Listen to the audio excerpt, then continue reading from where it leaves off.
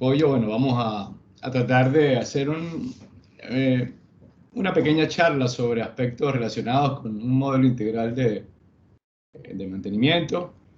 También hablar un poco sobre algunas experiencias prácticas que hemos tenido en los últimos años y bueno, y luego al final pues escucharlos a ustedes también un poco eh, en sus expectativas, un poco con respecto a modelos de mantenimiento, lo que vienen haciendo actualmente y más o menos cómo vienen ustedes abordando todos estos procesos de optimización en el área de mantenimiento. Como les comentó Marcela al inicio,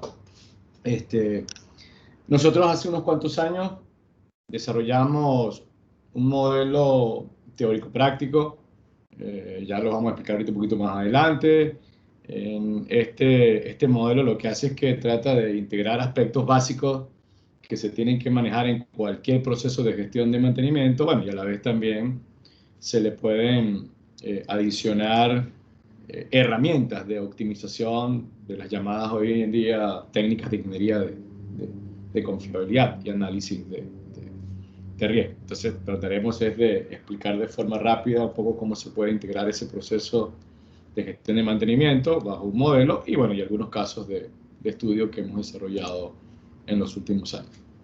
Muy bien, como referencia comenzaremos ahorita dando algunos antecedentes de lo que es el modelo, dónde se desarrolló el modelo que vamos a presentar, algunos de los entregables que normalmente se pueden generar en las distintas etapas de optimización de un modelo integral de gestión de mantenimiento y bueno, y mostraremos algunos casos de aplicación, algunos casos de éxito también de transferencia en sectores industriales y bueno, algunas consideraciones y discusiones finales e inquietudes que ustedes tengan, nosotros les podamos responder con respecto a este modelo integral de gestión de mantenimiento. Aquí de forma rápida, algunas referencias, bueno, después, el día de mañana, pues yo le enviaré a la profesora Marcela la presentación para que la tengan ustedes disponible, mucha de la información que está contenida justamente dentro del material que vamos a mostrar a continuación. Aquí son algunas de las relaciones que nosotros mantenemos con algunas organizaciones. Bueno, inicialmente el modelo que vamos a ver a continuación fue desarrollado por un grupo de investigación que pertenece a la Universidad de Sevilla. Ellos tienen una asociación que se llama INGEMAN, que es una asociación para el desarrollo de la ingeniería y mantenimiento. Esto es como esas asociaciones allá que pertenecen a grupos de investigación funcionan como brazos ejecutores de proyectos industriales. Una vez que se desarrollan algunos modelos, pues la idea es buscar empresas para aplicarlo. Y bueno, justamente esto fue lo que ocurrió con este modelo. Lo desarrollamos allá y luego, bueno, fuimos a varias empresas donde se hizo su aplicación práctica. Nosotros pertenecemos, bueno, inicialmente yo pertenezco a un grupo de investigación, soy profesor invitado de la Universidad de Sevilla, que fue donde me doctoré hace unos cuantos años atrás. Y bueno, tenemos mucha vinculación con esta universidad. Aparte, tenemos también algunas asociaciones aquí en Latinoamérica bueno, con la ISQ, la Asociación de Calidad. Nosotros le dictamos un par de cursos en el área de confiabilidad, con ASME también. La especialización ASME que tiene en el área de mantenimiento y confiabilidad, esa se la desarrollamos nosotros hace unos cuantos años atrás. Y a nivel de maestría, hay una universidad en Chile que se llama la Federico Santa María, que tiene un programa de maestría de gestión de activos y mantenimiento. Y ellos, bueno, el modelo que vamos a ver a continuación, en realidad lo que hicieron ellos fue que ellos adoptaron el modelo de gestión y toda la maestría la desarrollan en función del modelo. Es como que cada cajita que van a ver ustedes ahorita del modelo que voy a presentar, cada una tiene un curso dentro de la maestría. Entonces, bueno, además también eso es muy interesante porque este modelo hoy en día pues, está soportado por tanto la maestría de esta universidad chilena y el grupo de investigación de la Universidad de Sevilla. Muy bien. Bueno, antes de hablar un poco sobre cómo se debe diseñar o desarrollar un modelo o una estrategia integral de gestión de mantenimiento, hoy en día nosotros siempre tratamos de comenzar como de la parte superficial y luego vamos yendo hacia la parte superior. Es decir, es como, primero tenemos que hablar sobre el modelo integral de gestión de activos, que es un modelo que tiene que ver más con decisiones en torno a procesos financieros. Digamos, la definición integral de activos en cualquier organización, pues lo que busca es simplemente tomar decisiones que nos permitan maximizar la rentabilidad de ese activo a lo largo del ciclo de vida. Y hoy en día se referencia mucho, o se está comenzando a referenciar bastante una norma que es la ISO 55000, específicamente la 55001, que ella lo que genera es un marco de referencia para la optimización integral de gestión de activos.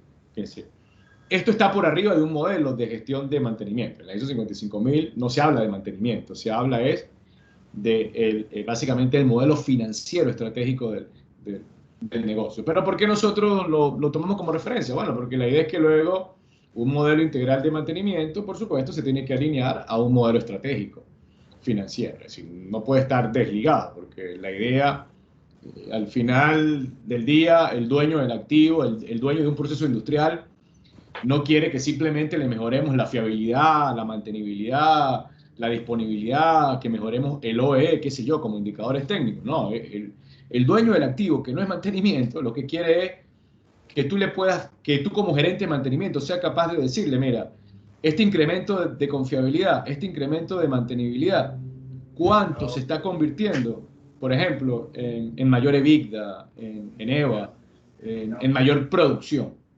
Porque eso es lo que busca el dueño del activo. Y a veces justamente ahí es donde la gerencia de mantenimiento tiene ciertas limitaciones, porque no saben traducir en términos económicos su desempeño técnico. O sea, a veces el gerente de mantenimiento está muy enfrascado en medir solo aspectos técnicos, pero la idea es que él no solo mide esos aspectos técnicos, sino que luego los logre traducir en valor económico. Entonces, en términos muy prácticos, este modelo de gestión de activos permite justamente eso. Diseñar la estrategia del negocio que permita maximizar la rentabilidad de ese proceso productivo. Y luego, bueno, ustedes van a ver, mantenimiento, pues por supuesto tiene que engranar dentro de ese gran modelo de gestión de activos. Muy bien, ¿qué hacemos ahora? Bueno, ahora sí vamos a introducir bajo esa visión global de optimización integral de un activo, bueno, cómo debe entrar un modelo de gestión de mantenimiento. Aquí nosotros tomamos una referencia, una norma, que es la UNE 16646, que ella justamente se encarga de hablar y de posicionar dónde está la gestión de activos y dónde está el proceso de mantenimiento. Cuando en la norma se habla de un proceso integral de gestión de activos, por supuesto, ese modelo integral de gestión de activos está arriba, en la parte superior. Es decir, allí quienes están arriba, están el plan estratégico del negocio, están los estados financieros, como les comentaba. Ahí arriba no se discute sobre indicadores técnicos. Si aquí estamos hablando de la junta directiva, normalmente un perfil muy del lado económico, administrativo, financiero, contable. Entra todo lo que es la visión del negocio. Y eso es lo que se maneja normalmente en la parte superior. Ya luego, por supuesto, tenemos que estar también, o tener muy en cuenta aspectos relacionados con el mercado, el negocio en el que estamos. Bueno, si estamos en un sector agroindustrial, en un sector petrolero, en un sector minero, pues, por supuesto los mercados y las necesidades cambian de un negocio a otro. Hoy en día no podemos dar de un lado todo lo que es la tecnología y sobre todo el cómo sacarle provecho y en el área de mantenimiento, bueno, también cómo hacerle uso de forma correcta y eficaz a todas estas nuevas, por ejemplo, tendencias o técnicas que están dentro de la llamada industria 4.0, por ejemplo. Que entonces hay muchas empresas cometiendo errores también y no están haciendo las cosas de forma adecuada en el área de mantenimiento, llenándose muchas veces de tecnologías que no terminan aportando valor al negocio y dejando de introducir tecnologías que sí pueden aportar valor en el área de mantenimiento y luego, por supuesto, en el área financiera. Y otro aspecto importante a tener en cuenta, bueno, son las comunidades. Es decir, hoy en día no podemos ver un negocio de forma aislada, sino, digamos, tenemos que también tener, por supuesto, lo que llaman la sostenibilidad social. Es decir, no hacemos nada con, qué sé yo, con esa gran mina que tiene en los últimos años rompiendo récord, vendiendo una tonelada de cobre a precio récord, entonces ahí tienes a un río que lo estás contaminando y a una comunidad que le estás, bueno, descargando una serie de productos nocivos. No, tiene que haber un equilibrio, es decir, tenemos que salir ganadores todos, tanto el dueño de los activos que generan el proceso productivo y por supuesto las comunidades que están alrededor. que esto es un poco esa visión de lo que hoy en día se ha llamado el modelo integral de gestión de activos. Pero ahora, ¿dónde aparecen los aspectos técnicos? Operaciones, mantenimiento, en fin, se aparecen es por aquí abajo. Sí, entonces, primero lo que tenemos que entender es que la mayoría de los modelos desde el punto de vista de optimización son modelos de análisis financiero. Que esos son los indicadores que se mueven a nivel, bueno, de los dueños, de los directivos. Y mantenimiento, por supuesto, tienes que administrar recursos técnicos, humanos y económicos, pero siempre pensando en que la forma como yo voy a utilizar esos recursos, por supuesto, yo los voy a utilizar para mejorar aspectos técnicos como la confiabilidad, la mantenibilidad, la disponibilidad.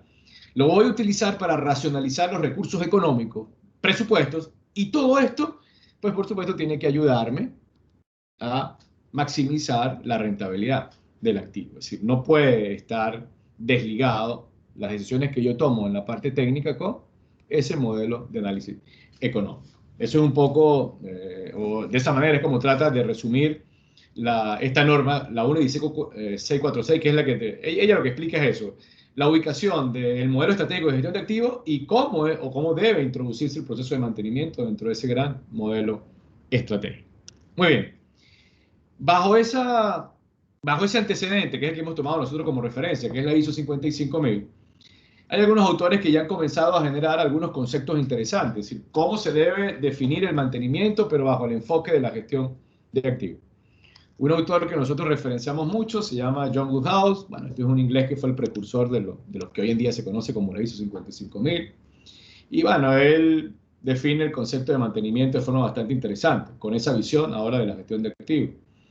El mantenimiento debe tratar de preservar la función. Cuando aquí hablamos de un activo, bueno, los activos físicos, fíjense el concepto clásico. Tomamos decisiones de mantenimiento para garantizar que el equipo cumple una función. ¿A partir de qué? Bueno, de estrategias ya sea de mantenimiento, inspección, control de inventario, que permitan mejorar el término de confiabilidad operacional, que es un concepto un poquito ampliado, lo que es el concepto clásico de la confiabilidad. Pero al final de todo esto, lo que se busca es eficiencia económica, como les comentaba hace rato. Es decir, yo no voy a aplicar todas estas técnicas de optimización, yo no voy a justificar planes de mantenimiento simplemente para mejorar el tiempo medio de fallos, el tiempo medio de reparar, la disponibilidad, no. Todo eso se tiene que traducir en rentabilidad para el negocio. Entonces, allí es donde, en este caso, mantenimiento, pues en algunos sectores, pues tiene a jugar un peso importantísimo, porque también depende del negocio, del sector donde nosotros entremos. Pero es importante entender que sea cual sea el proceso industrial en el que administremos activos físicos, pues normalmente siempre vamos a tener que hacer mantenimiento. Entonces la idea es justamente tomar las decisiones más eficientes para que nos ayuden a garantizar la función del activo, pero sin perder de vista que el objetivo final es, bueno, cómo aportamos en términos de ayudar a maximizar la rentabilidad económica del proceso en el que estemos haciendo mantenimiento. Esta es un poco la visión que hoy se presenta con respecto a lo que es el concepto de mantenimiento dentro de la gestión de activos. Y también, bueno, unos aspectos importantes ahora cuando se introduce ese concepto de la confiabilidad operacional, que es un concepto también muy interesante porque la idea no es ver la confiabilidad simplemente como un concepto teórico. Claro, cuando ustedes buscan por allí los libros normalmente de ingeniería de confiabilidad, que están muy asociados a aspectos estadísticos, bueno, lo que ustedes consiguen es que la confiabilidad no es más que la probabilidad de que un equipo no falle en un periodo determinado. Para eso detrás hay un modelo matemático. Ahora, hay autores que han tratado de bajar a tierra y han abierto ese concepto, no limitarlo solo al cálculo de la probabilidad, sino, bueno, en la confiabilidad operacional hay muchos factores que tenemos que tener en cuenta. El indicador matemático es simplemente un factor más. Pero entendiendo entonces que para mejorar esa confiabilidad de forma integral, primero tenemos que entender que no hay un método único. Esto es importante, es decir, que no hay una solución única. Por ejemplo, cuando ustedes llegan, qué sé yo, a su organización, ese vendedor de metodologías que les dice, por citar un ejemplo, simplemente, no, apliquen el método RCM, mantenimiento centrado en fiabilidad, y con eso se les van a acabar todos los problemas de mantenimiento. No, eso es falso.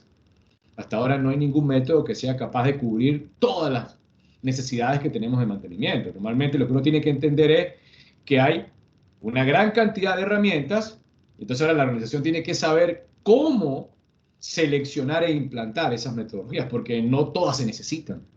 porque cada una de estas metodologías tiene características muy específicas. Hay metodologías que son muy fuertes en un proceso y muy débiles en otro, pero todo eso hay que entenderlo. Lo importante es entender entonces los procesos que hay detrás de cada método de optimización. Entender que al aplicar todas estas técnicas o métodos comerciales de confiabilidad y de mantenimiento, bueno, hay una interacción entre personas, recursos humanos, ambiente organizacional, tecnologías. Es decir, el método por sí solo no garantiza el éxito.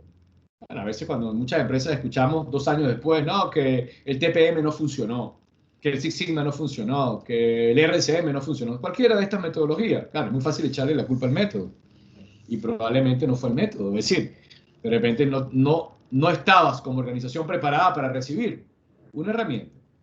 Que llegaste entonces a meter un método de optimización como el mantenimiento centrado en confiabilidad y cuando vas a esa empresa resulta que no tienes ni siquiera una orden de trabajo decente. No tienes ni siquiera campos mínimos para registrar las fechas de una parada. No sabes diferenciar entre lo que es planificación y programación. No sabes diferenciar entre lo que es un mantenimiento preventivo y un correctivo, que son conceptos teóricamente básicos. Entonces, en medio de eso queremos meter un poco de metodologías de optimización cuando no tenemos la línea base bien diseñada. Entonces, esos métodos, por supuesto, no van a funcionar, porque esos métodos normalmente no eliminan esos problemas básicos. Entonces, bueno, aquí es importante entender también que para que este marco de optimización funcione, bueno, tenemos que tener los procesos básicos de mantenimiento bien consolidados. Y al final, todas estas decisiones que se toman en cualquier área de mantenimiento, en términos muy sencillos, se resumen a decisiones basadas en riesgo. Porque todo lo que tenemos que hacer para garantizar que el equipo funcione, detrás normalmente hay algún factor de riesgo.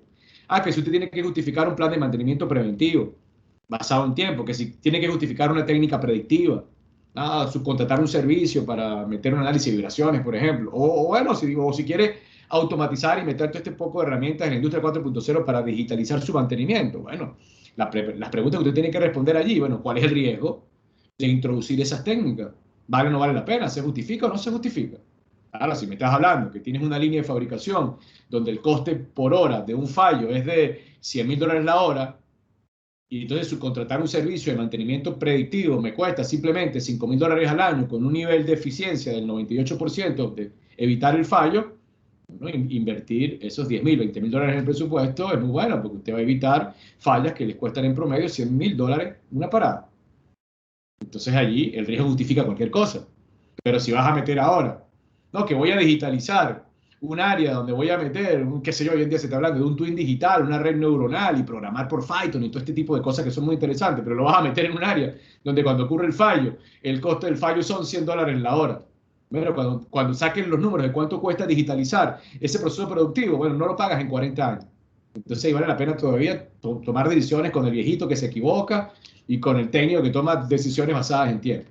Fíjense que eso es muy interesante porque nos están vendiendo hoy en día que el santo grial del mantenimiento es irnos por el área digital, digitalizar todo, y eso no es cierto, hay que tener mucho cuidado. Lo mismo hace 20 años cuando llegaron que la solución del mantenimiento era a todo meterle mantenimiento predictivo, y todo normalmente no es cierto. ¿Por qué? Bueno, porque son decisiones basadas en riesgo, hay que saber dónde introducir estas técnicas y cómo introducir todas estas técnicas. Entonces, un poco en esta discusión es interesante entender que un modelo de optimización de gestión de mantenimiento nos va a ayudar a administrar el riesgo en cualquier área socioindustrial. Muy bien. Bueno, ¿qué tratamos ahora con estos antecedentes nosotros de introducir ahora? Cuando nosotros tenemos un proceso de gestión, en este caso, bueno, un proceso de gestión de factores relacionados a mantenimiento, tiene que haber una estructura que permita soportar todos esos procesos. Entonces, hacia allá es donde nosotros tratamos de apuntar. Para eso se desarrolló un modelito. Bueno, un modelo que es el que voy a mostrar a continuación. Este modelo se desarrolló en Ingeman, en España, hace 8 o 9 años atrás. Se generaron varias discusiones técnicas desde el punto de vista de la revisión de los modelos que existían hasta ese momento. Nos concentramos en los procesos clave, los ordenamos y bueno, y luego publicamos el modelo que muestro a continuación. Estas son algunas de las referencias. En primer lugar, el modelo tiene un soporte técnico. Entonces, bueno, lo que primero hicimos nosotros fue tratar de hacer el trabajo desde el punto de vista técnico. Entonces, primero lo que hicimos fue ponernos a escribir en distintos libros para que el modelo se reconociese. Claro, una vez que le dimos reconocimiento técnico al modelo, entonces fuimos ya a la industria. Allí entonces fuimos a varios congresos de la industria europea y específicamente la primera empresa fue Iberdrola, una empresa española, fue la que tomó como referencia nuestro modelo y ya fue como el primer laboratorio donde implantamos por primera vez el modelo y allí hicimos algunas correcciones, por supuesto, de el modelo. Ahora, en términos generales, ¿qué propone el modelo que se desarrolló en Ingeman? Originalmente, la discusión que se generó es cómo se diseña un modelo de gestión de mantenimiento. Entonces, el primer cuestionamiento es cuáles son los procesos claves que tienen que administrarse dentro del área de mantenimiento. En el medio de esa discusión, bueno, el primer draft que salió de esa discusión, bueno, salieron 38 fases. Claro, ahí había una combinación entre investigadores, profesores, varias personas veníamos del sector industrial, con experiencia en la industria. Entonces, claro, a veces los profesores exageran un poco, todo lo quieren, bueno, a veces no han tenido experiencia de terreno. Entonces, el profesor que no ha tenido experiencia de terreno le cuesta a veces un poco aterrizar mucho de estos conceptos. Y bueno, habíamos varios estudiantes en doctorado que teníamos esa experiencia práctica. Entonces, ahí como que fusionamos esa mezcla entre el conocimiento de varios profesores y, bueno, y los que teníamos experiencia práctica. Y de ahí este fue el resultado. De un modelo que inicialmente tenía casi 38 fases, lo logramos llevar a 8 fases. Ahora, estas 8 fases que tratan de cubrir, bueno, tratan de cubrir los procesos básicos que se tienen que administrar en cualquier área de mantenimiento, donde usted va.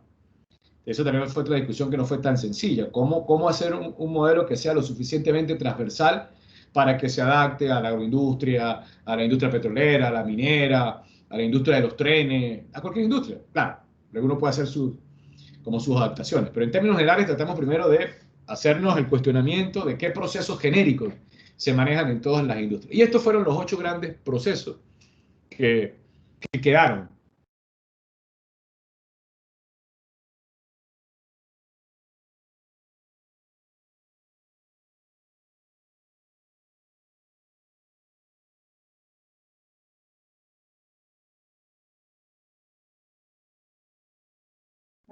¿Aló? Hola, Hola, se cayó. creo que se cayó. Bueno, esperemos un momento a ver si el ingeniero se vuelve a conectar.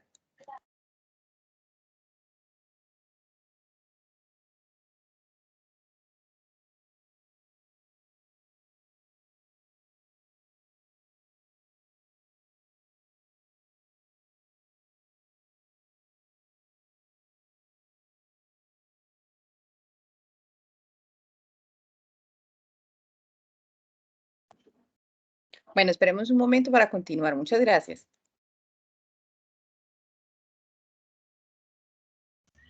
Listo, Inge.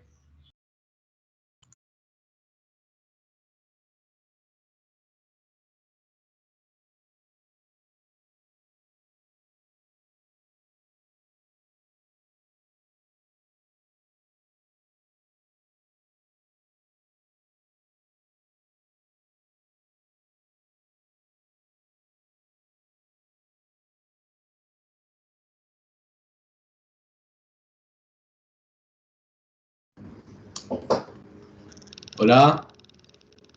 Creo que Listo, ya te descongelaste. se había caído. Aquí tuvimos que utilizar una red en paralelo. Ok, vamos aquí de nuevo a compartir. ¿En dónde se cayó específicamente para...? Vamos a ver. ¿En qué parte se cayó? No, es que no se Digan cayó, por no allí, por hace favor. ni 30 segundos, pues, no fue tampoco mucho. Ok, bueno, voy a volver aquí a compartir. Bueno, creo que ya el del modelo. Muy bien.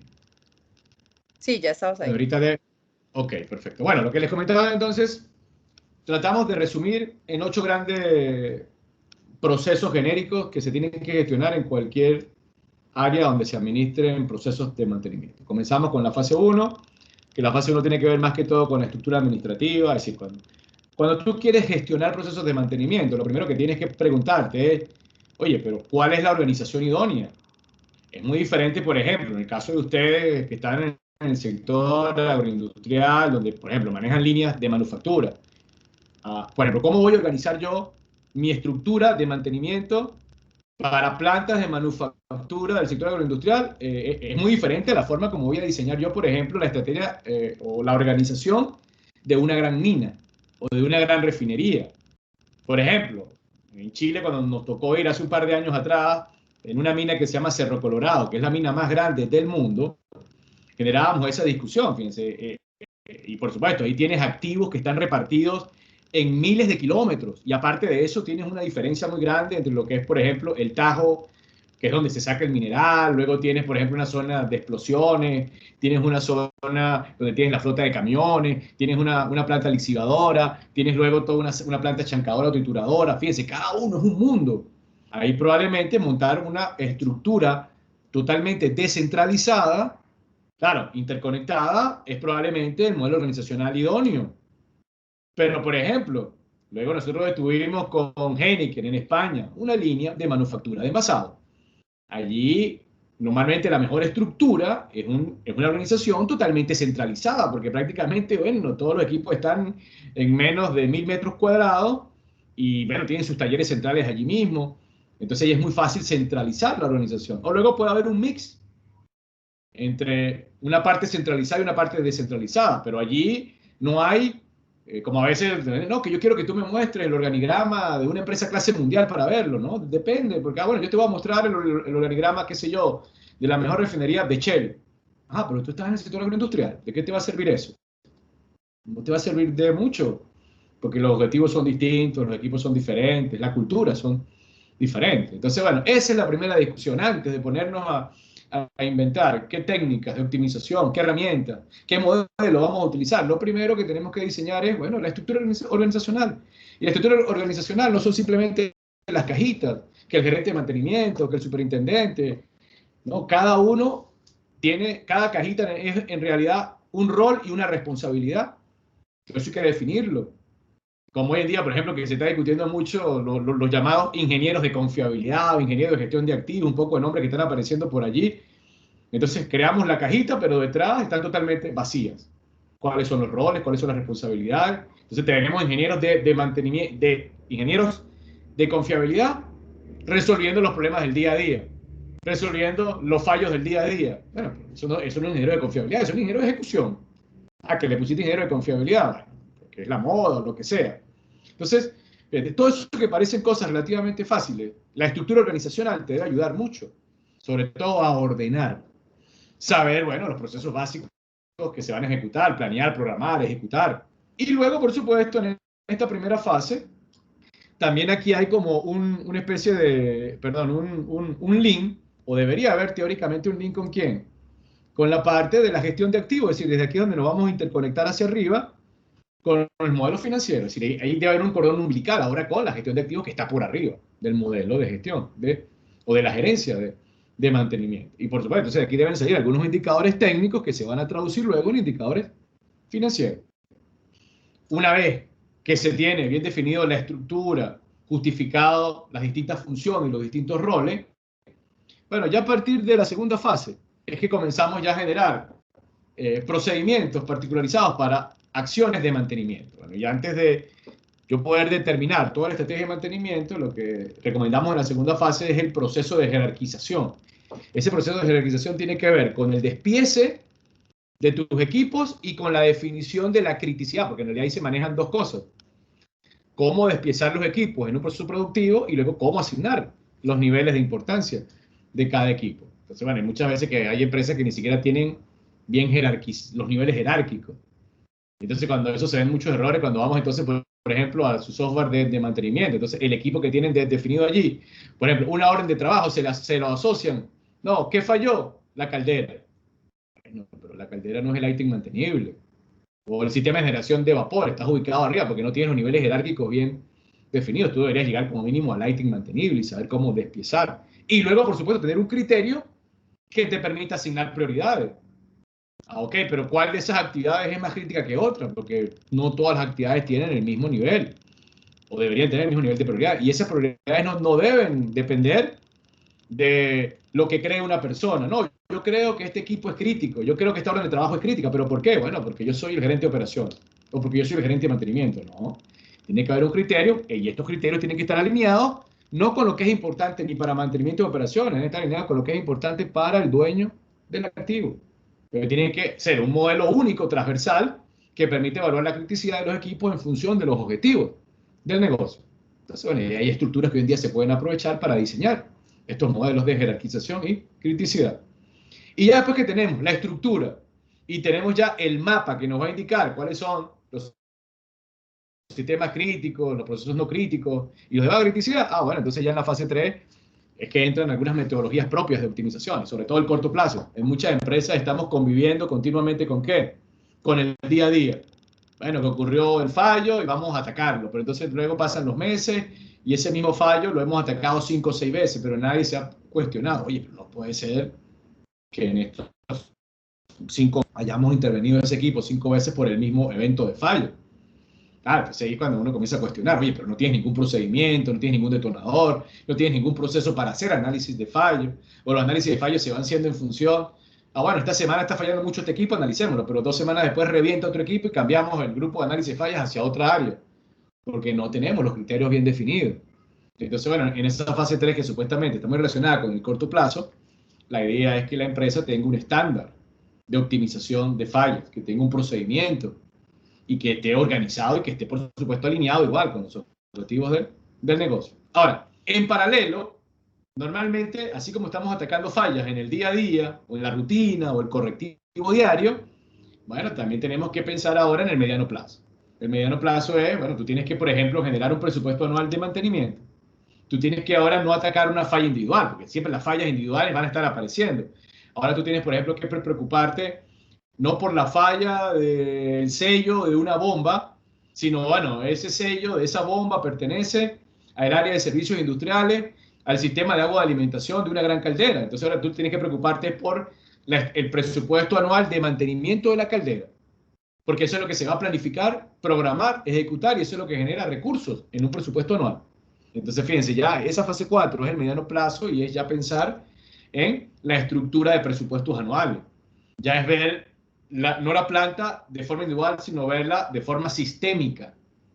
Tú necesitas entonces un proceso de optimización de componentes individuales, que está en la fase 3, pero necesitas ahora también un modelo de optimización para el sistema completo. ¿Cómo voy a diseñar yo la estrategia óptima de mantenimiento de la línea de envasado, de la línea de producción?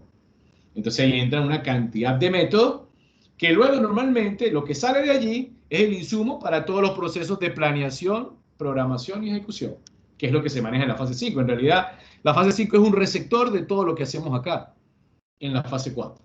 Y ya luego, bueno, que tenemos supuestamente todas esas actividades planeadas, programadas, bueno, tenemos que hacerle una asignación de recursos, ejecutarlo, y a todo eso tenemos que evaluarle su desempeño, para justamente ahora saber si estamos asignando de forma correcta y eficiente esos recursos. Entonces en la fase 6 entran los típicos indicadores que se deben administrar en el área de mantenimiento, tanto técnico como económico. Ahí normalmente van a entrar que si el mean time to failure, el mean time to repair, la frecuencia de fallas, el OE, la disponibilidad, que hay que definir bien esos indicadores adaptados a ese entorno, y luego indicadores administrativos como los presupuestos de preventivo, correctivo, la relación del preventivo contra el correctivo, la relación del coste del preventivo contra el coste de la unidad producida. Y sin perder de vista que estos indicadores luego tienen que ayudarme, bueno, una rutita por aquí que los interconecte con la fase 1, pero acuérdense que esto es lo que luego yo tengo que traducir en ¿qué? En mejoras en términos de valor agregado. Bueno, una mejora de la confiabilidad, ¿cuánto se está convirtiendo en EBITDA, por ejemplo? Una mejora de la mantenibilidad, ¿cuánto la estamos capitalizando en mayor producción? Sino quedarnos simplemente viendo el desempeño técnico aislado de los indicadores. Y ya luego en la fase 7, bueno, esto es el largo plazo. Ya esto no es, ahora aquí no me voy a preocupar ni por las fallas del día a día, ni por la estructura de la estrategia de mantenimiento anual. No, aquí ya, bueno, en muchas plantas tú tienes procesos como, por ejemplo, una planta que tiene más de 25 años y tienes un gran equipo donde le has hecho 2 overhauls a ese equipo. Entonces vas corriendo del año 20 al año 25, donde supuestamente tienes que hacer un overhaul y ahora ahí comienzas a cuestionar. Oye, pero vale la pena hacerle un tercer overhaul a esa máquina que tiene más de 20 años.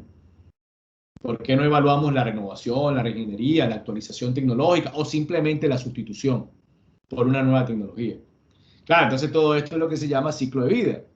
Pero fíjense, ya estas son decisiones estratégicas. Ya es, por ejemplo, discutir si en vez de seguirle metiendo, por ejemplo, un OPEX como el mantenimiento mayor, ¿por qué no lo sustituimos por un CAPEX, por una reinversión?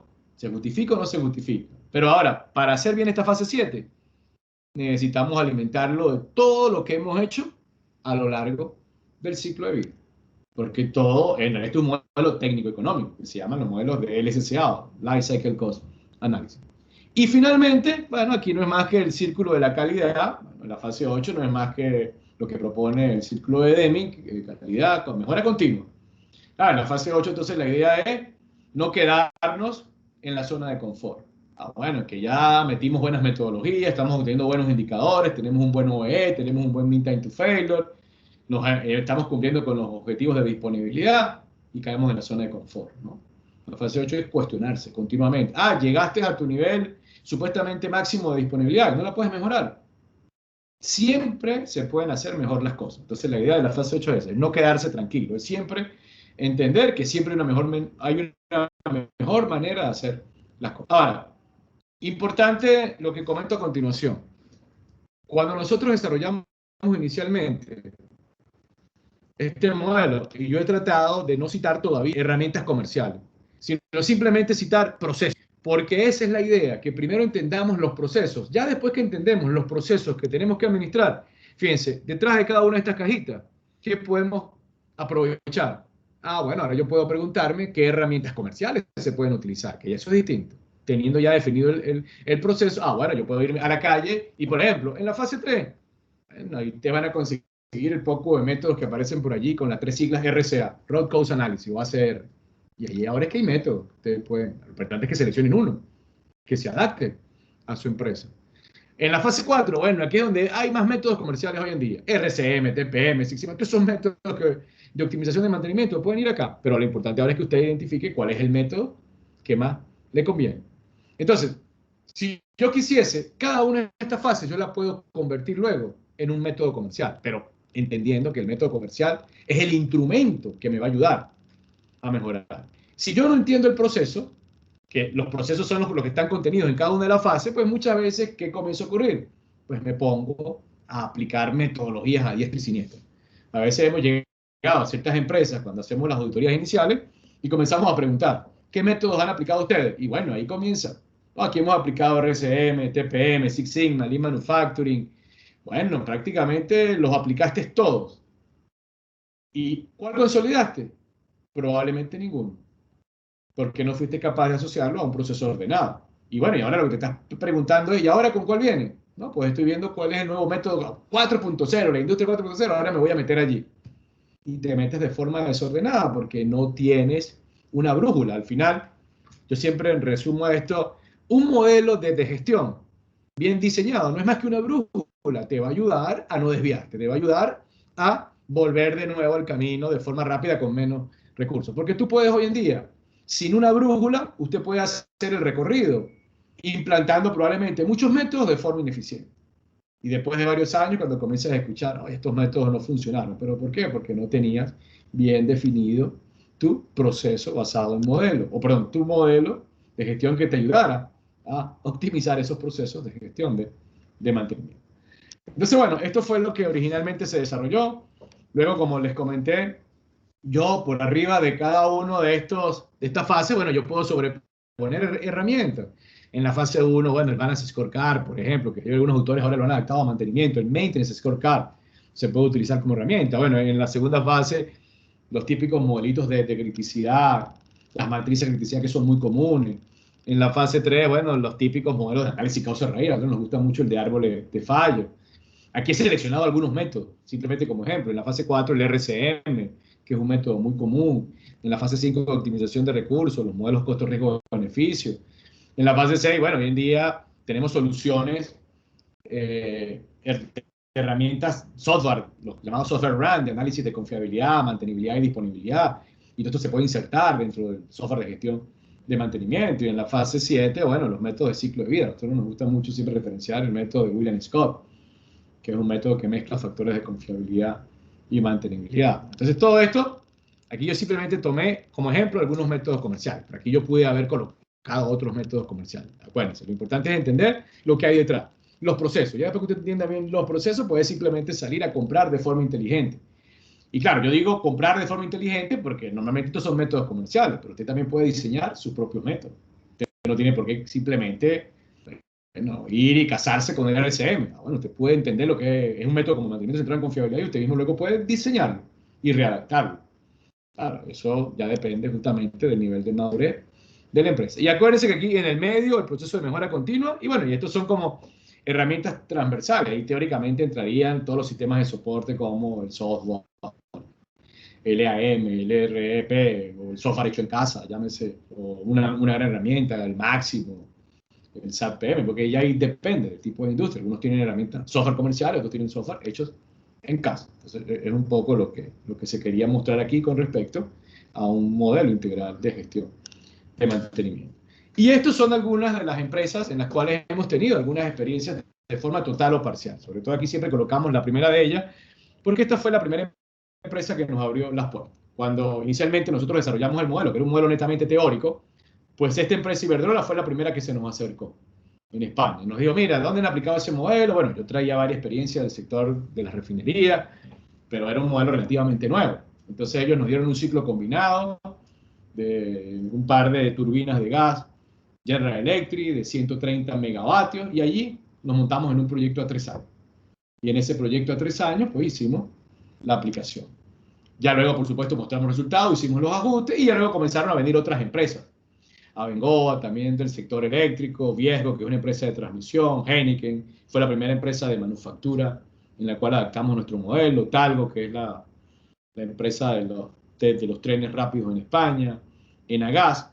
Este fue el ciclo español, mientras yo estuve haciendo el doctorado. Ya luego yo regresé a América y bueno, ya comenzamos a desarrollar implantaciones acá. La primera empresa en Latinoamérica que adoptó nuestro modelo fue la ACP, la Autoridad del Canal de Panamá. La segunda empresa que adoptó nuestro modelo aquí fue en Colombia, justamente, fue TGI, la transportadora de gas.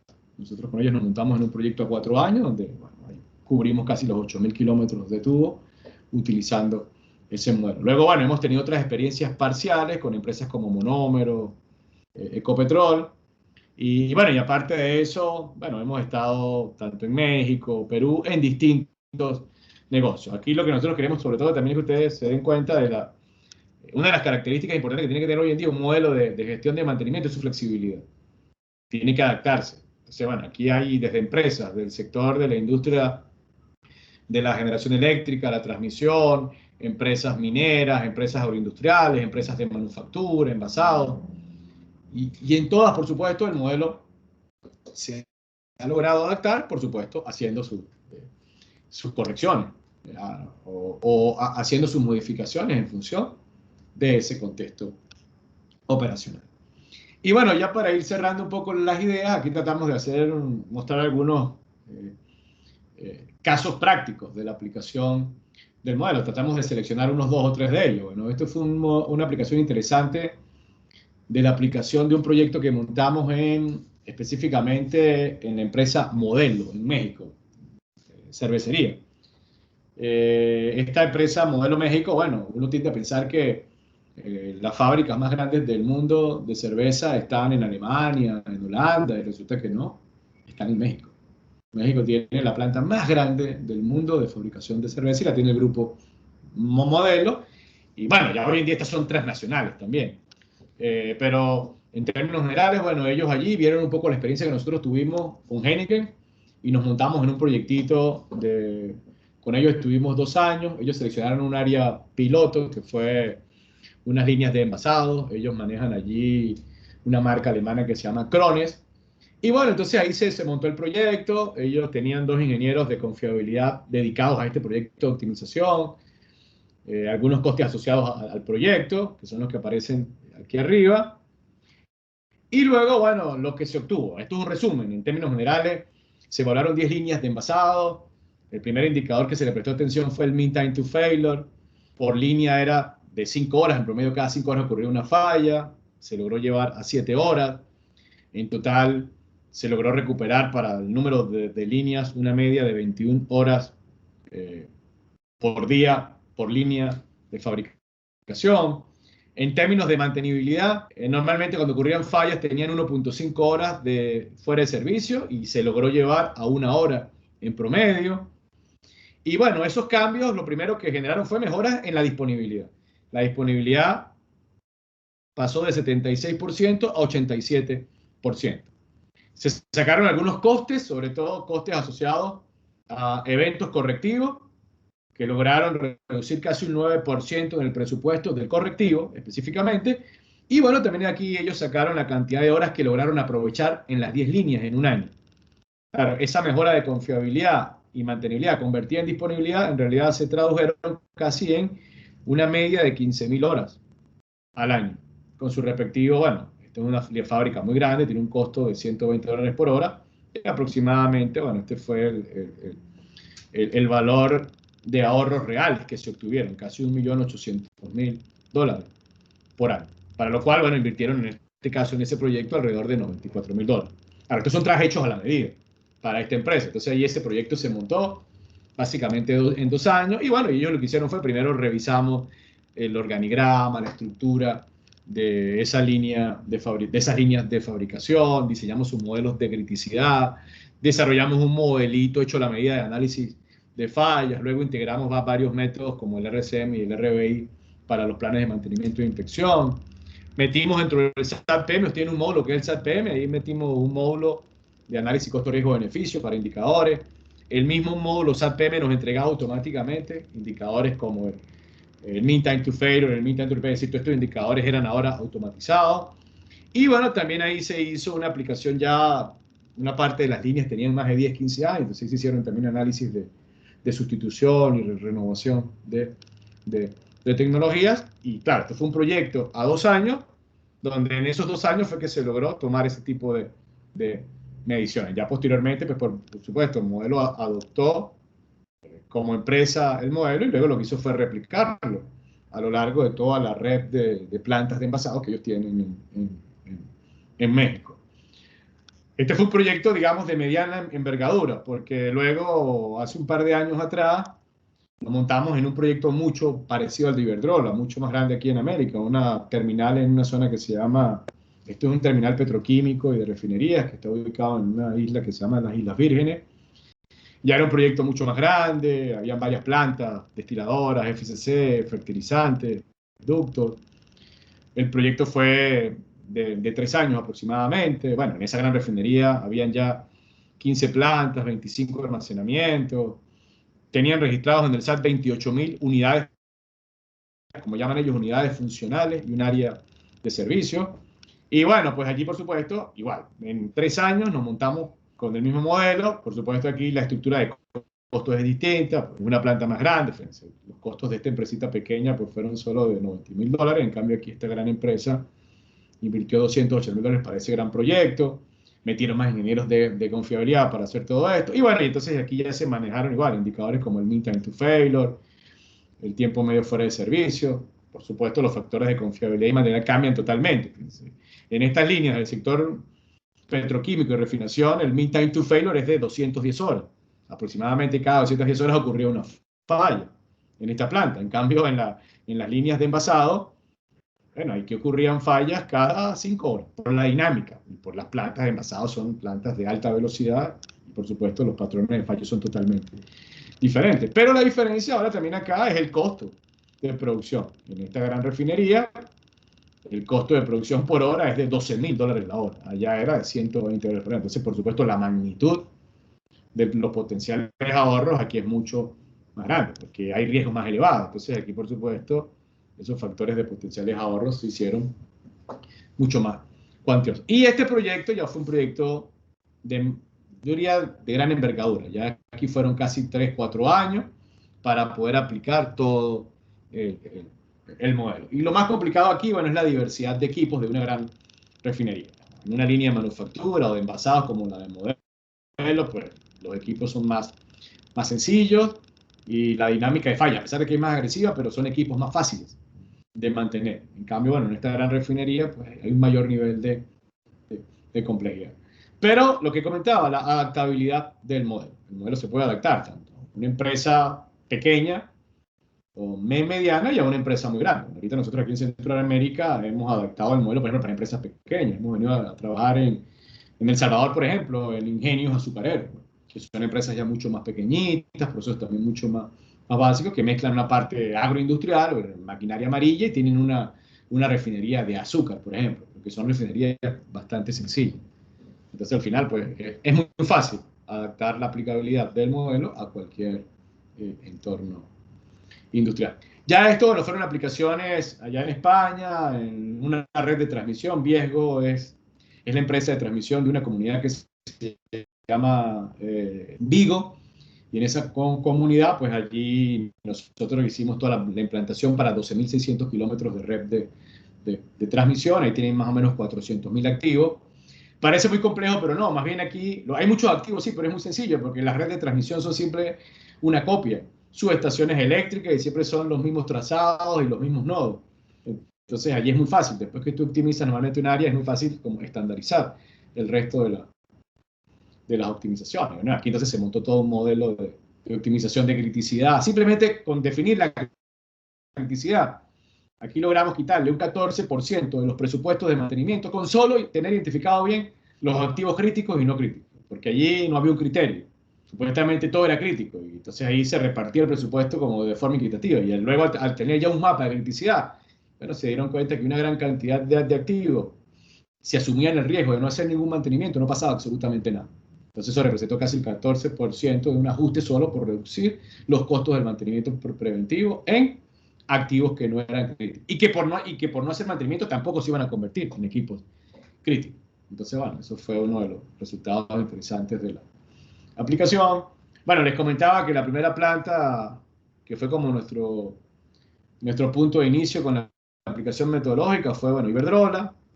Justamente esta planta que estoy colocando aquí es Castellón, que fue donde se hizo la primera aplicación piloto del modelo. Y luego, bueno, Iberdrola también tenía un área de lo que llaman energías limpias, que es Abengoa, y entonces ahí luego también adaptamos el modelo a la aplicación de una planta fotovoltaica, unidades termosolares.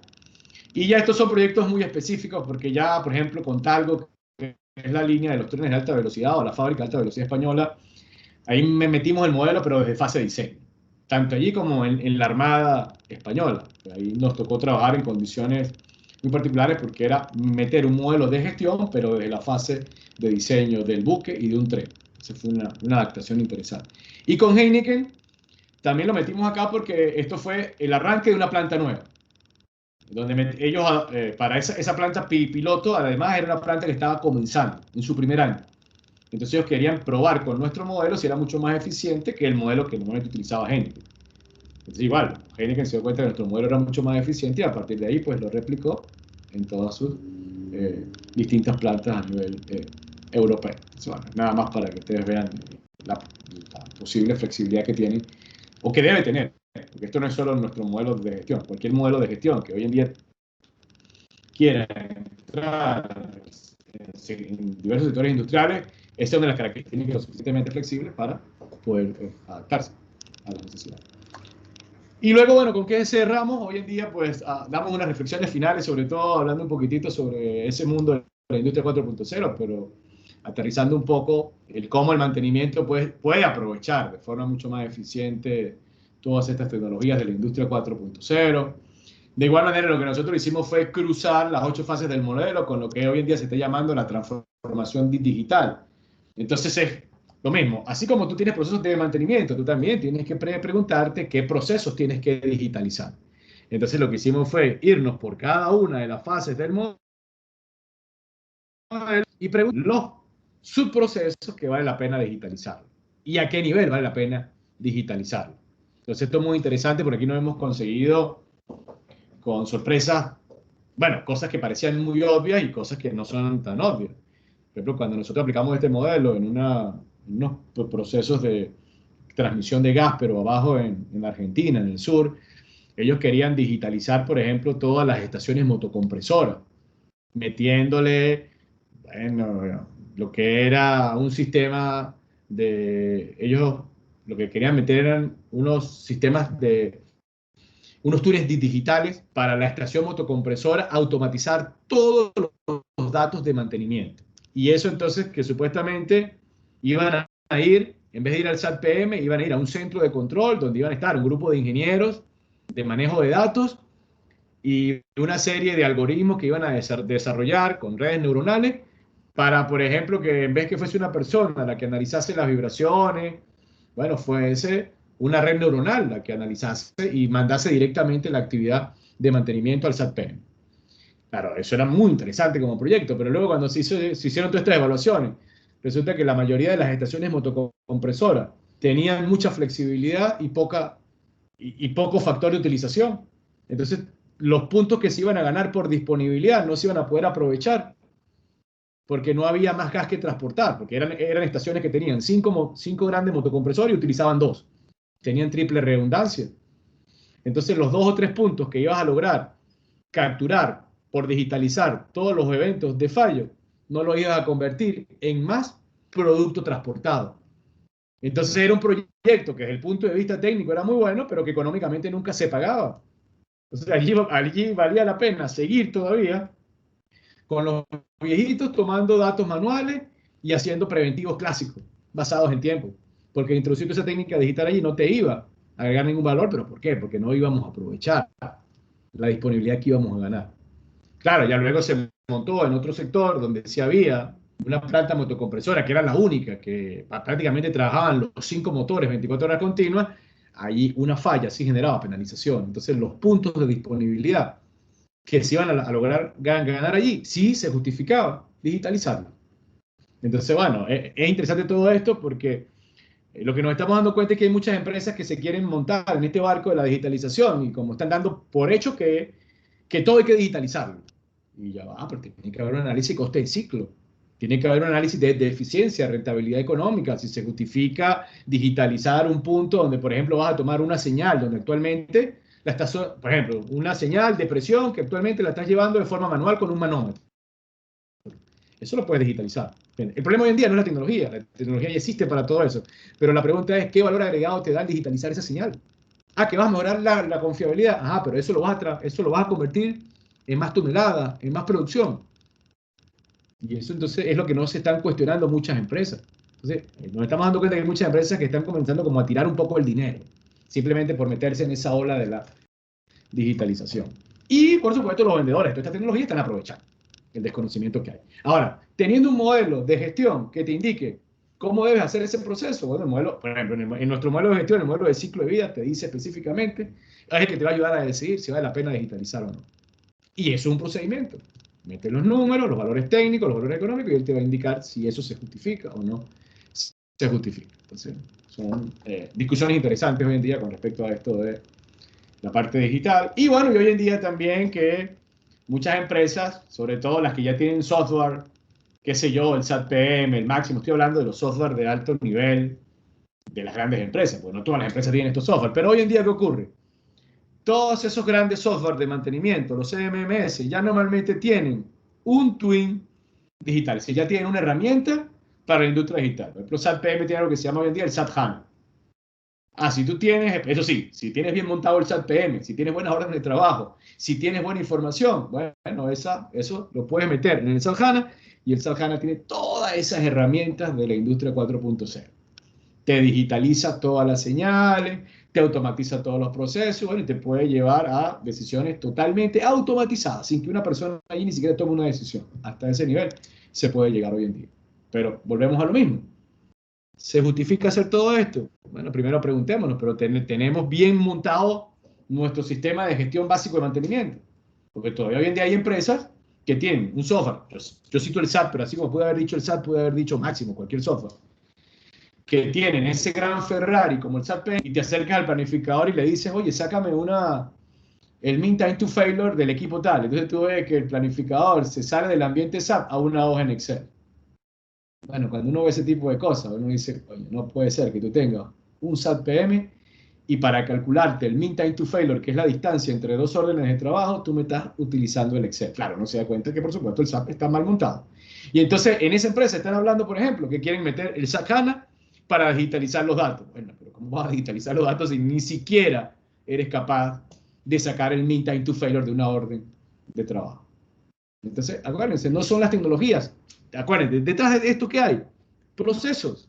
Si se tienen bien definidos los procesos y las herramientas adecuadas, sí le vas a poder sacar provecho a todas estas nuevas tecnologías llamadas el mantenimiento inteligente o el mantenimiento de la industria 4.0. Y bueno, entonces hoy en día, que es muy bonito ver todos estos tipos de dashboard que salen espectaculares, que bueno, eso es pura publicidad muchas veces porque bueno, el Power BI aguanta todo, pero la pregunta es con qué estás alimentando eso que hay detrás, esa base de datos. Esa base de datos se tiene que alimentar, bueno, de tu software de mantenimiento, su estructura de información, de tu estructura de gestión de mantenimiento. Si eso no lo tiene, olvídense de esto. Esto no lo van a poder sacar, o estos reportes tan bonitos que se ven hoy en día, no lo van a poder sacar. Entonces, la línea base está justamente en tener, que volvemos a lo mismo, tener un modelo de gestión de mantenimiento bien desarrollado. Y para cerrar, al final, lo hemos dejado de último, pero esto no significa que sea lo menos importante. Las personas. Aquí tomamos una referencia de este autor que les comentaba hace rato, John Gutthaus, que nos gusta a nosotros bastante. John Gutthaus siempre al final, que es la que cuando nos daba estas charlas hace muchos años atrás, que decía, mire, los activos, los equipos, las tecnologías están diseñadas para hacer cosas, pero los que hacen que estas cosas realmente se ejecuten son las personas. Sí, lo mismo que comentábamos hace rato. Bueno, tienes ese gran software de mantenimiento, pero no tienes a las personas idóneas para meterle los datos a ese software. Si no tienes el combustible de buena calidad, que en este caso es el recurso humano. Es lo mismo, es como tener ese Ferrari estacionado y no tienes el combustible para poder arrancar ese Ferrari. Entonces es lo mismo con todas estas metodologías, con todas estas técnicas de optimización. Usted puede tener las ganas, el interés de llenarse de métodos de optimización, pero si usted no tiene ahora un recurso humano alineado, comprometido, que esté bien formado y bien cualificado, esas personas por sí solas no van a poder llevar adelante la implantación de todas estas técnicas. Y si además no tienes un modelo de gestión que te permita optimizar y ordenar todas esas decisiones, pues es mucho peor. Porque entonces comienzas a utilizar herramientas de forma ineficiente. Entonces, siempre la reflexión que nosotros generamos al final de este tipo de discusiones es que, bueno, la definición adecuada y la aplicación adecuada de un modelo integral de organización, de gestión, de mantenimiento, pues te va a permitir, por un lado, ser eficaz. Cuando decimos ser eficaz en mantenimiento, ¿qué es? Bueno, mejorar el mean time to failure, el mean time to repair, la disponibilidad, el OEE, la frecuencia de fallas, porque esos son indicadores técnicos, indicadores de eficacia. Pero lo importante es que esa eficacia luego la convirtamos ¿en qué? En eficiencia. ¿Y la eficiencia qué es? La eficiencia es rentabilidad económica. Lo que les comentaba hace rato. El dueño del activo no quiere que usted simplemente le aplique en su línea de producción, ¿no? Que apliquemos RCM para mejorar la confiabilidad. No. Él lo que está interesado es que tú le digas, pero ¿y esa mejora de la confiabilidad? ¿Cuánto aporta al EBITDA, al EVA, al ROCE? Porque si tú llegas a final de ese año y le dices al dueño del activo, bueno, este año logramos mejorar en 2 puntos la disponibilidad. Hasta ahí todo el mundo está contento. Pero luego el dueño del activo analiza el indicador financiero y se da cuenta que el EBITDA de ese año es menor que el del año pasado. Y el único proyecto nuevo que se metió fue el proyecto de RCM. Fíjense, este director, que normalmente es alguien de finanzas, es lo que va a decir, bueno, a mí me gustaba más la planta el año pasado, que sin aplicar RCM yo tuve un EBITDA mayor. Para ese gerente de finanzas, el RCM como herramienta es un gasto que no supimos aprovechar porque aplicamos la herramienta, probablemente mejoramos la disponibilidad, pero esa disponibilidad no la estamos convirtiendo en más valor agregado en términos económicos. Entonces, la intención es que la aplicación de un modelo integral de mantenimiento basado en procesos, pues te debe ayudar a apuntar a los dos lados. A apuntar a mejorar la eficacia, que es la mejora técnica del mantenimiento. Pero la parte final es mejorar la eficiencia, que es la visión del negocio en términos de rentabilidad, que es a donde apunta el modelo de gestión de activos. Entonces, un modelo de gestión de mantenimiento debe ayudarte a recorrer ese camino con la menor ineficiencia posible, que es lo que les comentaba hace rato. Al final, un buen modelo de gestión de mantenimiento no es más que o se convierte en una brújula, que te va a ayudar justamente a saber cuándo corregir el rumbo, cuando esas desviaciones se están haciendo muy grandes dentro de nuestros procesos de producción. Muy bien, bueno, con eso finalizamos un poco lo que era esta charla, y ahora si hay alguna inquietud, alguna pregunta específica que tengan. Sí, sí, señor, en el chat ya han formulado algunas, Claro. entonces te las voy a compartir. Vamos. Primero preguntan que cómo sería el acompañamiento a los ingenieros de confiabilidad. Sí, bueno, normalmente, bueno, hay varios trajes que se diseñan para las distintas empresas. Por ejemplo, en estas empresas, cuando hicimos el plan piloto que les comenté con Modelo, la de México, bueno, ya esta planta tenía como llaman allá en México, le llaman ingenieros de productividad. Ese es el nombre que le tienen ellos a las personas que supuestamente se encargan de mejorar la confiabilidad de las líneas. Entonces, en realidad, nosotros no que fuimos a decirle tienes que poner 2 ingenieros de confiabilidad, no, ya ellos tenían sus ingenieros de productividad. Eso sí, para ese proyecto lo que sí calculamos es la cantidad de personas que necesitaban. Claro, como ellos querían optimizar el plan piloto, eran las 10 líneas de envasado, nosotros calculamos todas las horas hombre para optimizar esas 10 líneas y demás. Entonces tú necesitas poner allí al menos 2 ingenieros de productividad si quieren que esto funcione.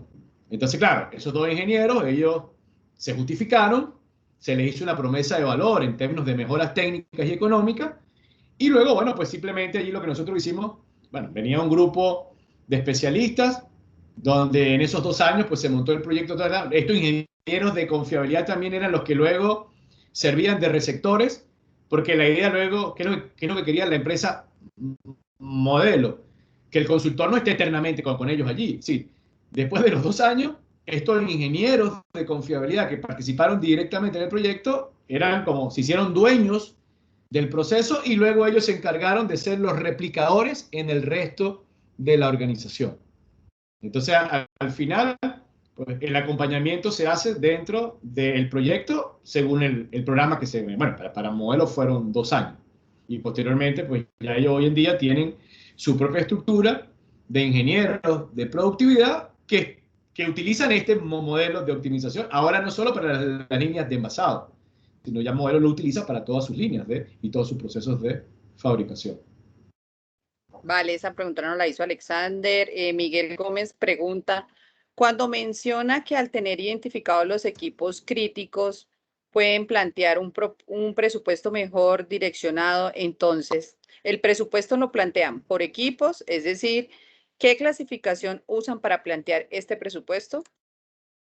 Sí, fíjate, bueno, es una pregunta interesante porque la discusión de los presupuestos a veces se simplifica mucho porque es la manera más sencilla, pero no es la forma óptima. La forma más sencilla para generar un presupuesto a nivel industrial, y digo, bueno, al igual que ustedes, pues yo trabajé 15 años en la industria. ¿Cómo normalmente lo hacíamos? Uno lo que hacía normalmente era que tomaba el presupuesto del año anterior, eso era lo más sencillo, y normalmente se afectaba por variables económicas como inflación, tasa de cambio, peso o dólar, dependiendo del país donde estés, y un poco con la experiencia que se tenía, pues se ajustaba el presupuesto del próximo año. Pero normalmente era como una gran caja negra, un paquete. Y bueno, en el caso, por ejemplo, donde yo estaba, que era una gran refinería, yo estaba en una refinería, en una destiladora de gasolina, pues tú lo que hacías ahí era mucho más ineficiente porque ni siquiera estábamos tomando equipos, sino eran todos los equipos de una gran planta. Bueno, y esa planta tenía más de 1.500 equipos. Y ahí ocurrían varias cosas. Bueno, habían años donde más o menos gastábamos lo que habíamos presupuestado. Ahí todo el mundo contento. Habían otros años donde gastábamos menos. Bueno, ahí la gente mucho más contenta todavía porque supuestamente el mantenimiento estaba aportando. Pero habían años donde nos quedábamos cortos. Y ese año, por supuesto, esa forma de presupuestar no es la más eficiente. Es la más sencilla, más no la más eficiente. Ahora, ¿qué sería lo ideal? Que teniendo tu estructura jerárquica, esa estructura jerárquica te permite descomponer, bueno, lo ideal es que por lo menos descomponga los equipos a nivel de unidades funcionales. Y a partir de esas unidades funcionales, por ejemplo, que tienes una línea de fabricación donde tienes una envasadora, entonces, bueno, esa envasadora tiene equipos que cumplen una función. Lo ideal es que por lo menos tú tomases la estructura de los ítems mantenibles más importantes y diseñes tu estrategia de mantenimiento, por lo menos para los equipos críticos, porque eso sí te va a permitir optimizar. Pero eso lo vas a poder hacer mientras tengas la estructura jerárquica y mientras tengas la información de los distintos sistemas que conforman esa gran línea de envasado. Porque si no la tienes, pues lo más sencillo es simplemente replicar con todo el error que pueda haber el presupuesto de un año para otro. Pero después que tú montas toda esa estructura, ya tú puedes llegar a diseñar presupuestos hechos por equipos. Y por equipo, y bueno, mucho más allá. Nosotros hemos visto, por ejemplo, Geni, que en España hoy en día ya han llegado a nivel de detalle que ellos pueden llegar a definir el presupuesto de mantenimiento de un año a otro por ítem mantenible. Pero claro, ellos tuvieron que pasar primero 4 años reestructurando toda su base de datos hasta tener información del ítem mantenible, porque anteriormente no tenían esa información a nivel del ítem mantenible. Pero en términos generales, lo ideal sería por lo menos asignar a nivel de equipos o sistemas que cumplen una función propia y, por supuesto, entonces ya apoyarse en el modelo de criticidad. Entonces es el que me va a permitir a ver dónde vale la pena, por ejemplo, justificar más recursos de mantenimiento y dónde yo puedo ser más flexible. Porque al final el modelo de criticidad es un evaluador de riesgo. Es lo que me permite evaluar es el impacto de hacer o no hacer el mantenimiento, ya sea de forma programada o esperar un evento de facto. Y tú terminas administrando el riesgo en función del presupuesto de mantenimiento que le vas a asignar a los equipos. Bueno, el ingeniero David pregunta, ¿existe alguna relación entre el CAPEX y el OPEX para tomar la decisión de cambiar un equipo? Y también pregunta, ¿tenemos tiempos y costos promedios de la implementación del modelo? Fíjate, la primera pregunta, bueno, hay unos tableros por allí de los mal llamados, yo siempre digo mal llamados porque no tienen lamentablemente una buena referencia real de los mal llamados indicadores clase mundial. Hay que tener mucho cuidado con esos indicadores por allí que están mal referenciados. Por allí, cuando uno consigue esas tablitas, siempre sale la relación entre el coste de mantenimiento contra el costo de sustitución del equipo en referencia a un año. Y bueno, y algunos autores escriben cosas como que cuando ya tú tengas esa relación más del 20%, te tiene que sustituir. Eso es totalmente falso. Hay que tener cuidado con eso, porque ese indicador no es el que te va a decir a ti cuándo es el momento óptimo para reemplazar. No. Calcular el momento óptimo de reemplazar en función de CAPEX y OPEX está amarrado al estudio de coste de ciclo de vida. Si tú tienes que ir monitorizando lo que estás invirtiendo en términos de tu OPEX, ahí van a entrar factores también como el deterioro, como la obsolescencia tecnológica, que todo eso normalmente va a generar más gastos. Y tienes que ir comparando el costo de seguir invirtiendo en ese equipo viejo contra lo que costaría justamente en un momento determinado invertir o meter un CAPEX. Y claro, si tú desde el año cero, cuando montaste el equipo, tú vas haciéndole seguimiento, esa estructura de costo, eso se te hace fácil, porque bueno, eso es lo que hace el modelo, por ejemplo, de coste de ciclo de vida de William Scott. Pero eso lo vas a poder hacer, eso es como una alarma, pero esa alarma sí te la va a ir dando si tienes todos esos costos desde el año cero. Pero si tú no tienes todos esos costos referenciados desde el año cero y lo que vienes sacando son simplemente referencias de costes totales de mantenimiento contra costes de sustitución, eso lo único que te puede servir es como para que tú analices que de un año a otro de repente tuviste un incremento muy grande. Ah, bueno, que durante los primeros 5 años lo que gastabas en mantenimiento con respecto a lo que te costaría meterle un CAPEX por sustitución representó el 5% y a partir del año 15 se fue del 5 al 10. Bueno, lo que te está diciendo eso es que algo ocurrió a partir de ese año que te está haciendo gastar mucho mantenimiento. Pero la pregunta ¿es el momento de sustituirlo? Ese indicador por sí solo no sirve. Yo tengo que preguntarme ahora si tengo una tecnología que me genere más eficiencia o si la reinversión que tengo que hacer no es ni siquiera por tecnología nueva, sino por readaptación de la tecnología vieja, con reingeniería. Porque ahí hay distintas opciones, no es simplemente irme con un equipo nuevo. Entonces, la respuesta no es tan directa. Es decir, no hay un indicador mágico que te diga que al tener esta relación entre costes de mantenimiento y, por ejemplo, los costes de inversión, ese es el momento en hacer la sustitución. No. Hay que irlo monitorizando y en función de cambios importantes el modelo de coste de ciclo de vida es el que te va a ayudar a determinar si vale o no vale la pena sustituir o renovar ese equipo viejo por uno nuevo o readaptarlo tecnológicamente. José Manuel Pavón pregunta, ¿cuál es el camino de la digitalización? Bueno, esa es una pregunta muy interesante porque es como hoy en día el santo grial de todas las empresas y pues como les comentaba hace rato, hay una especie, es lo que nosotros vemos desde afuera. Algunas empresas lo están haciendo bien, otras no. Cuando digo otras no, es que hay empresas que no se están cuestionando el cómo se debe digitalizar un proceso. ¿Sí? El símil es el mismo del modelo de gestión de mantenimiento. Usted puede administrar mantenimiento sin tener un modelo de gestión y teniendo un modelo. Claro, ¿cuál va a ser la diferencia? En ambos casos tú vas a producir lo mismo, pero a un coste totalmente distinto y a un coste de ineficiencia mucho peor. Es decir, de repente tú tienes las dos fábricas que producen lo mismo, donde una utilizaste un modelo de gestión y en otra no. Bueno, entonces en la que tienes un modelo de gestión bien diseñado, le estás sacando más provecho a la unidad producida. Lo mismo con la digitalización. Usted puede llegar y simplemente, no, porque mi negocio es muy rentable, yo digitalizo todo. Sí, usted lo puede hacer. Pero tienes la compañía al lado que lo hace inteligentemente. No, yo voy a montar un modelo de digitalización para saber dónde se justifica y en qué momento y qué tipo de tecnología. Entonces yo le aseguro que esa empresa va a generar un mayor nivel de rentabilidad que la otra. Entonces, igual, no hay un menú único, ¿no? Sino tú tienes que preguntarte cuáles son tus necesidades reales de digitalización.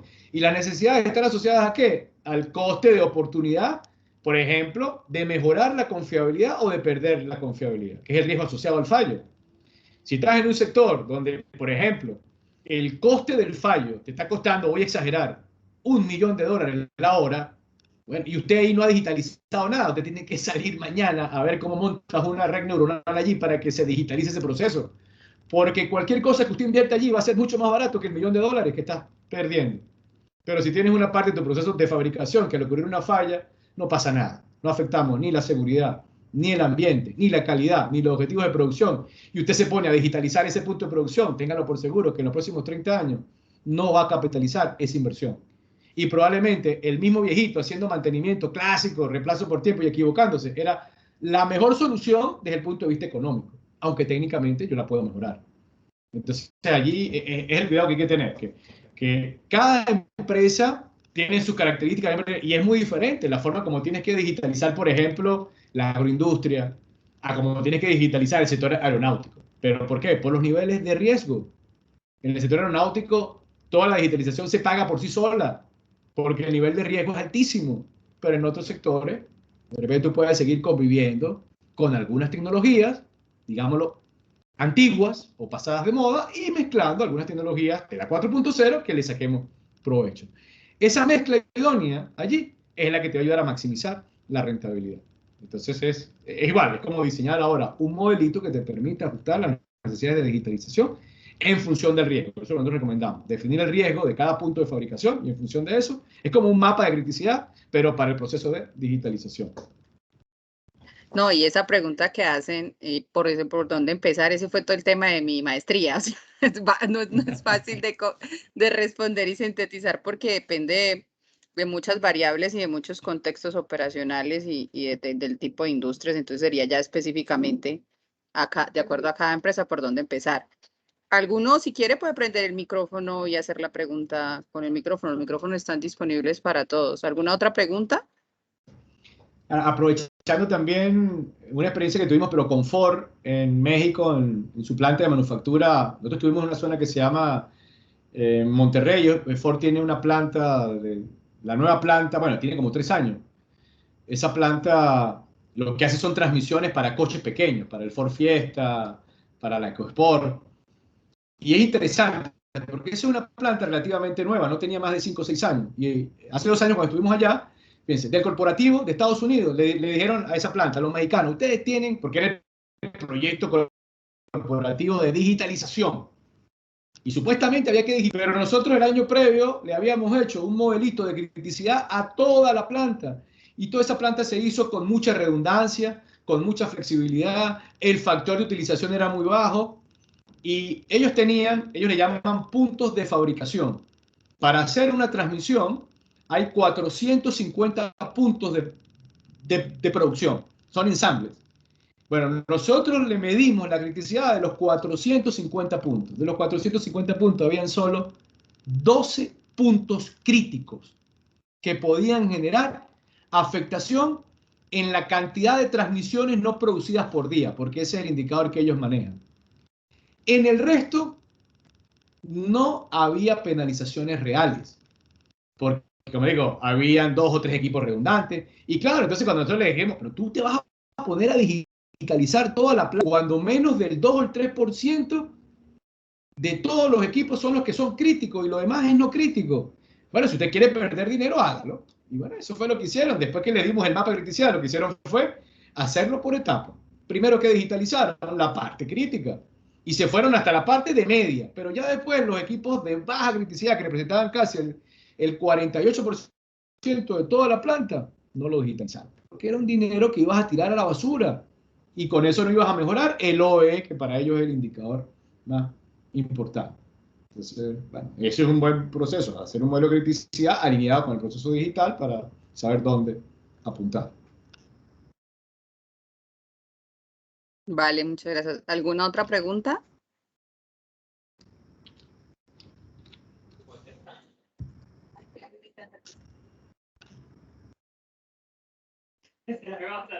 Tranquilos, ingenieros, no hay penas aquí. Una inquietud respecto al mantenimiento predictivo. A ver, nuestra compañía, digamos, ha ido avanzando en todo este proceso. Nosotros arrancamos desde hace, ¿cuánto, David? En SAP. En SAP desde el 2011 y con mantenimiento predictivo desde el 2016.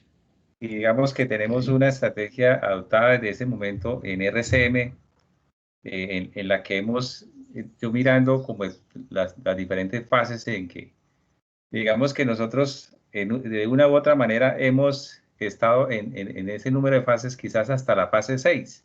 Okay.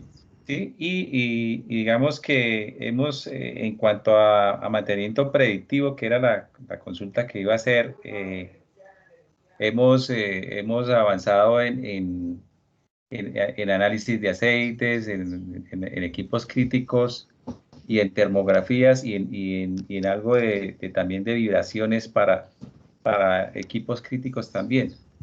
Okay. ¿Qué, digamos, en cuanto a mantenimiento predictivo, qué avances o qué es la sugerencia o qué aconseja este modelo para seguir mejorando, digamos, el desarrollo del mantenimiento de la compañía? Fíjate, bueno, es una pregunta interesante y la respuesta no es la que normalmente siempre se espera, pues que de repente alguien diga, no, usted tiene que seguir aumentando la cantidad de mantenimiento predictivo. Pero, ¿por qué? Fíjate. Lo interesante es entender el proceso. ¿Sí? Cuando hablamos del mantenimiento predictivo, bueno, que en términos técnicos el mantenimiento predictivo es el mantenimiento por condición, porque el predictivo no es más que el uso de una herramienta comercial para hacerle seguimiento a la condición. Pero en términos generales, todo lo que a toda variable que tú le hagas seguimiento a una condición, ya sea o con una herramienta o con una persona, porque hasta una persona puede hacerle seguimiento a una variable por condición. Nosotros en nuestra refinería, ustedes deben tener allí, nosotros teníamos nuestros técnicos que tenían más de 25 años y los tipos pasaban alrededor de un motorcito, de una bomba, que escuchaban la caja de rodamiento, se ponían el tornillador en la oreja y el tipo te decía, aquí esto tiene alta vibración. Claro, no te decía ni las milésimas, ni la aceleración, ni nada, pero luego tú llamabas a tu técnico predictivo que se venía con su equipo, se montaba y tú, oye, estamos llegando al nivel de alarma. Eso que hizo nuestro técnico con el destornillador, ¿eso qué? Eso es mantenimiento predictivo. Eso es lo que está basado en sentidos humanos, que se puede equivocar, eso es otra discusión. Pero bien, esa es la estrategia. La estrategia es el seguimiento a la condición.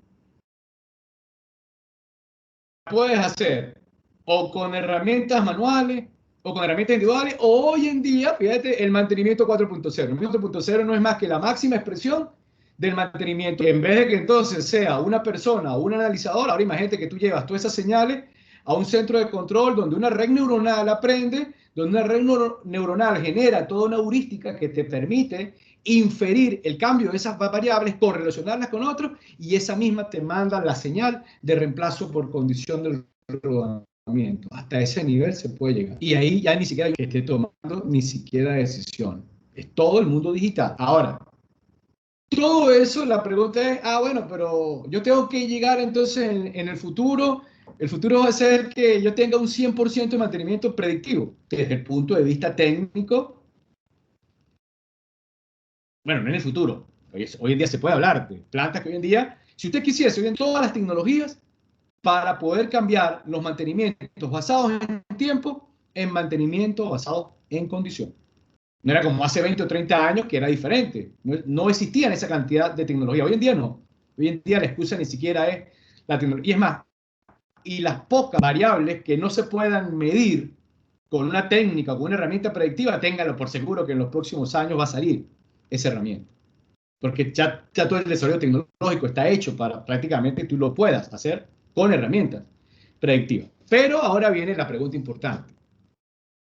¿Se justifica? Fíjate, técnicamente existe la herramienta para convertir todo en mantenimiento predictivo, sí, pero viene la segunda pregunta y allí, bueno, el RCM justamente es una herramienta muy potente porque el RCM no da por hecho de que la mejor estrategia es el mantenimiento por condición. Es más, en el RCM, si ustedes lo han utilizado, el flujograma de decisión. El flujograma de decisión, claro, pone de primero al mantenimiento por condición, pero él tiene que competir. ¿Cuáles son las dos preguntas que siempre hay que responder? Si es técnicamente factible y si es económicamente rentable. Entonces tú puedes tener, por ejemplo, dos rodamientos, uno en una zona donde al ocurrir la falla, pues la penalización es muy grande. Ahí el RCM te va a decir, bueno, móntale un mantenimiento predictivo. Y es más, digitalízalo. ¿Por qué? Porque el costo de la penalización es muy elevado. Pero entonces ahora te vas a otra parte donde tienes un motorcito de medio HP con un rodamiento de un motor que al fallar no pasa nada. Entonces, vas a digitalizar o meterle mantenimiento predictivo a un rodamiento de un motor de medio HP. Bueno, si le metes un plan de mantenimiento predictivo a ese rodamiento, es porque quieres botar el dinero. Porque ahí probablemente la hora hombre de ese analista es mucho más costosa que simplemente ni siquiera el rodamiento, sustituir el motor de medio HP, que en realidad es el motor, el ítem reemplazable. Entonces, cuando nosotros entendemos el cómo se tiene que justificar una herramienta que es una mezcla entre la técnica y el riesgo asociado, bueno, ¿qué va a ocurrir? En la medida que el riesgo sea muy alto, es muy probable que si tú haces un RCM en un sector donde las penalizaciones son muy elevadas, por ejemplo, ¿qué nos ha ocurrido a nosotros allí? Que el 80, el 90% de todos los planes de mantenimiento que salen con RCM son ¿cuáles? Mantenimientos predictivos, pero porque se justifican. Pero luego nos ha tocado hacer RCM en sectores donde hay poca penalización, donde hay un nivel de riesgo muy bajo, y entonces fíjate, se voltea el número. Ahí sale que no se justifica más del 10% del mantenimiento predictivo. Se justifica probablemente un 20 o 30% del mantenimiento preventivo basado en tiempo, y el otro 70% es correctivo, pero no el correctivo malo, el correctivo que tú decidiste. ¿Dónde va a ocurrir? Porque es una estrategia de mantenimiento. Entonces lo importante es entender que el predictivo es una estrategia de mantenimiento y que no es la única. Que hoy en día se puede aprovechar mucho más, es cierto. Que la tendencia es utilizar más predictivo, también es cierto, pero no es que tú tienes que llegar a tener 100% de predictivo, a menos que esté en sectores como ¿cuáles? La industria aeronáutica, la industria nuclear, que son la industria aeroespacial, que allí, por supuesto, ahí la tendencia es digitalizar todo. Pero tú no puedes meterle la misma lógica de optimización a una planta agroindustrial, porque lo tuyo no es el sector aeronáutico. De repente, entonces tú tienes la planta agroindustrial totalmente digitalizada, pero eso no lo paga tu coste de tonelada producida. Porque entonces ahí todavía la política de simplemente esperar el fallo en alguna parte es la mejor estrategia. ¿Pero por qué? Porque el fallo no me genera ningún riesgo asociado. Por eso es que es importante el concepto de riesgo. Al administrar el riesgo es el que se convierte en el administrador de la estrategia. En la medida que el riesgo sea muy alto, que en el caso del riesgo de RCM es la consecuencia, te justifica cualquier técnica predictiva. En cambio, cuando el riesgo es mínimo, bueno, uno puede ser más flexible y irse todavía o terminar seleccionando políticas tradicionales basadas en tiempo o simplemente no hacer ningún mantenimiento. Entonces, la respuesta es esa, dependiendo. Si el riesgo es muy alto, el predictivo se va a justificar muy fácilmente, o hasta la digitalización. Si el riesgo es mínimo, ni el predictivo ni la digitalización son un buen negocio. Muchas gracias. Bueno, ¿alguno tiene otra pregunta?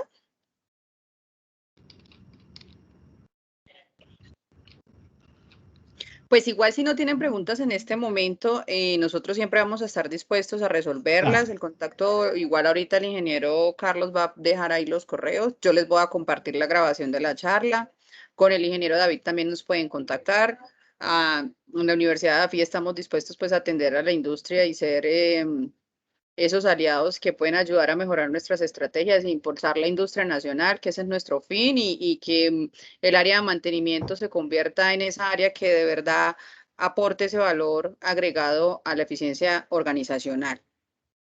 Desde la Universidad de AFIT y desde el grupo de investigación GEMI, el semillero CIME, les agradecemos de en gran manera pues que nos hayan abierto este espacio para hablar sobre estos temas, y también pues al ingeniero Carlos su disposición. Prontamente le estaremos enviando como nuestras conclusiones acerca de la reunión, y también estaremos atentos a resolver todas las inquietudes.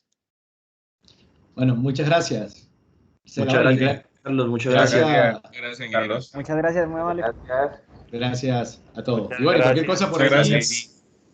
cuando le envíen la presentación, ahí están los datos de contacto. Muchas gracias. Y bueno, estamos abiertos para cualquier apoyo que requieran. Listo, Para una nueva muchísimas oportunidad. gracias. Muy interesante, muchas gracias. Muchas gracias. Bueno, hasta luego.